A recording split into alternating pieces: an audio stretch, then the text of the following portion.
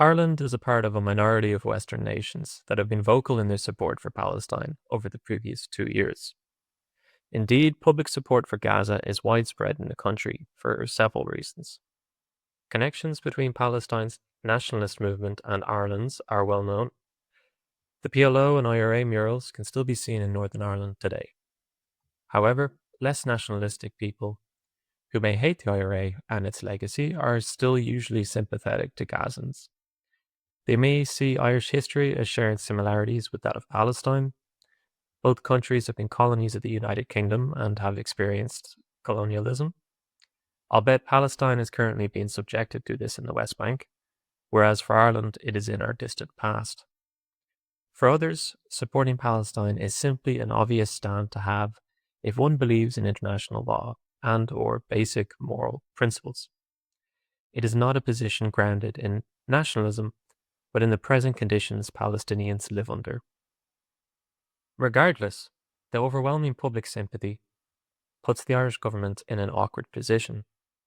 They obviously want to cater to voters and be seen to be upholding international law, which many do genuinely believe in, but must balance this with other factors.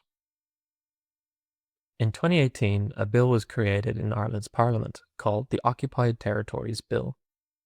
If passed, it would outlaw trade with illegally established settlements in occupied territories. Those found to have breached the law would be punished by a €250,000 fine and up to 5 years in prison. This bill would not just apply to the West Bank, but any illegally occupied territory in the world. Eastern Ukraine, Western Sahara, and Northern Cyprus come to mind. Still, the implications were clearly negative for Israel's settlement program in the West Bank. Soon after it passed the second stage in Parliament in 2019, a letter was received by the Irish government from the United States. 10 members of the US Congress threatened that the bill, if implemented, would create potentially severe implications for Ireland's economy. Ireland also received similar letters from state representatives who threatened negative repercussions for Irish workers in the United States. It was soon shelved by Ireland thereafter. The bill soon saw renewed interest in October 2023, when Hamas launched the largest attack on Israel since 1973.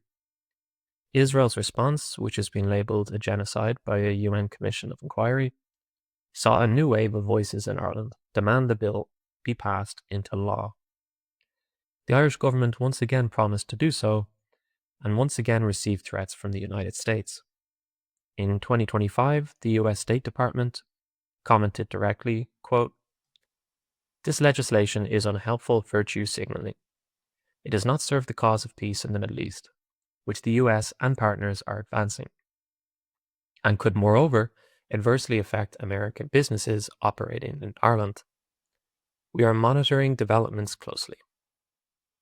Additionally, several months previously, the US ambassador to Ireland emailed the government, warning of consequences and unforeseen economic uncertainty should the bill pass, and advising them to conduct due diligence. According to the Ditch, 90 minutes later, Micheál Martin decided the bill would be reviewed rather than passed immediately. Weeks later, the bill was watered down to include goods but not services, which accounts for only 30% of Irish trade with the occupied territories. The Irish government still claim today that it will be made into law, but as of yet, still hasn't happened. My favourite moment from this whole debacle was Mike Huckabee's reaction to the bill. For those who don't know, Huckabee is the US ambassador to Israel. In July, he reacted to Ireland's occupied territory bill with a racist remark about alcoholism. Quote, "Did the Irish fall into a vat of Guinness?" he wrote on Twitter. This was obviously poorly received in Ireland, and it's still up on his Twitter account today. But it raises the question, how the hell is Mike Huckabee a diplomat? It must be tough being American right now and having your nation represented by a non-stop stream of Egypts. What all of this has shown is that while Ireland is vocal in support of Palestine, it does not follow up its own words with actions. While symbolic, albeit still important, steps such as recognizing Palestine have been taken, It is difficult for Ireland to take more concrete steps. Why is this? Because the Irish economy relies on the United States, a situation of our own making and entirely unrelated to Israel. No anti-Semitic conspiracies in my comment section, please.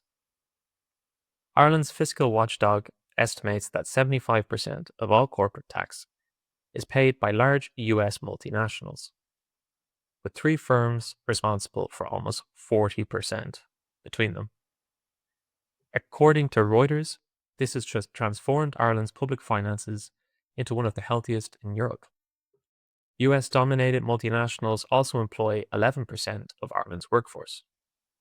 In an era where Trump is demanding US companies to return to the United States and tariffing his allies and foes alike, Ireland is in a vulnerable position.